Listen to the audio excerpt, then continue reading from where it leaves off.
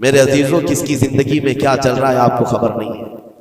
کئی لوگوں کی زندگیوں میں سمندر موجیں مار رہا ہے اور آپ اسے دیکھ کر کے نہ جانے بے غیرت سمجھ لیتے ہیں, کبھی اس کو بدتمیز سمجھ لیتے ہیں. یہ بدگمانیاں ہیں جو بندے کو یہاں تک لے آتی ہیں. اور بدگمانی کرنے کا ایک طریقہ یہ بھی ہے کہ حضرت امام راضی فرماتے بندہ بسا اوقات کافر بھی ہو جاتا ہے, کفر تک چلا جاتا ہے بندہ, کیونکہ گمان پر اگر یقین کرنے لگ جائے. اس لیے بچو ان چیزوں سے. اور مومنوں کی عزت کو پامال کرنا یہ آسان نہیں ہے. صرف اور صرف میں نے کئی مرتبہ دیکھا ہے اڑتی اڑتی خبریں آتی ہیں تو ہم اس پر یقین کرنے کے قریب ہو جاتے ہیں. اللہ ہمیں بھی اس کی ہدایت. یہ بہت باریک چیز ہے جس سے بچنا ناممکن نہیں تو مشکل ضرور ہے.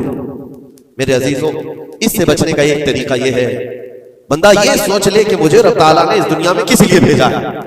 سب کا حساب کتاب لکھنے کے لیے بھیجا ہے. سارے لوگوں کا اعمال نامہ مجھے پوچھا جائے گا قیامت کے دن فلاں کیا کرتا تھا فلاں کیا کرتا تھا. جب مجھے رب تعالیٰ نے اس کا مکلف ہی نہیں بنایا تو خواہ دوسروں کی زندگیوں میں کیوں دخل اندازی کروں, کیوں لوگوں کے متعلق گمان پال کر کے بیٹھوں. آپ کو اس روئے زمین پر جو بھیجا گیا وہ اللہ نے اپنی عبادت کے لیے بھیجا ہے, اپنی رضا کے لیے. ہم اس کی رضا تو حاصل نہ کر سکے, اس کی عبادت میں کامل ہو نہیں سکے, اور دوسروں کے عیوب پر ہم لوگوں نے اپنی پوری انرجی خرچ کرنا شروع کر دیا. عزیزہ نگرامی اوقات, یہ پرفتن دور ایسا ہے. اب میں جو کس میں بتا رہا تھا زن کی, دیکھیں بسا اوقات بندے سے بندے کا گمان اپنی جگہ پر. آپ میرے بارے میں کیا سوچتے ہیں مجھے معلوم نہیں, میں آپ کے بارے میں کیا سوچتا ہوں وہ آپ کو بھی نہیں معلوم.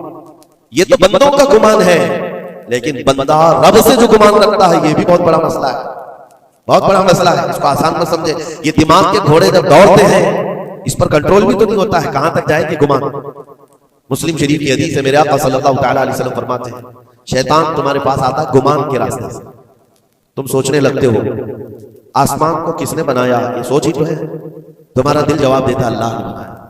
زمین کو کس نے بنایا, اللہ نے بنایا. چیزیں سوچتے جاتے ہو اس سے پہلے کیا تھا, اس سے پہلے کیا تھا, اس سے پہلے کیا تھا. اور یہ جب دماغ کے گھوڑے دوڑنے لگے تم نے اس کو نکیل نہیں تھامی تو یہ لے کر کے جاتا ہے دماغ.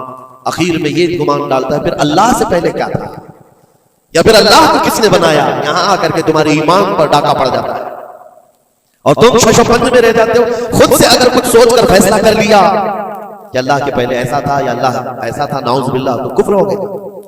ایک گمان کے راستوں کو آزاد چھوڑنے کا حکم نہیں دیا گیا ہے. اسی لیے میاں ہم اور آپ تو چھوڑیں, اولیاء کی بات بھی چھوڑیں. امت کے جو سب سے اعلیٰ قسم کے لوگ تھے وہ صحابہ تھے, سب سے اعلیٰ. قیامت تک پیدا ہونے والوں میں جو سب سے اچھے تھے اللہ نے ان کو صحابی رسول بنا. صحابہ کرام بات کر رہے تھے آپس میں کس مسئلے میں, تقدیر کے بارے میں. تقدیر